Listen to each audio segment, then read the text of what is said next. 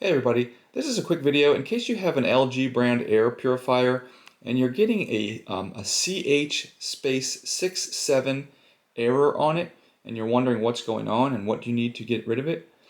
So first of all, this error has to do with the air filter and it's detecting that the air filter needs to be cleaned or be replaced.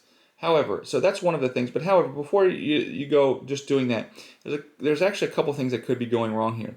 So it has a sensor that senses when this needs to be cleaned or replaced. So you could also be having an issue like maybe you replaced it and you're still getting this error.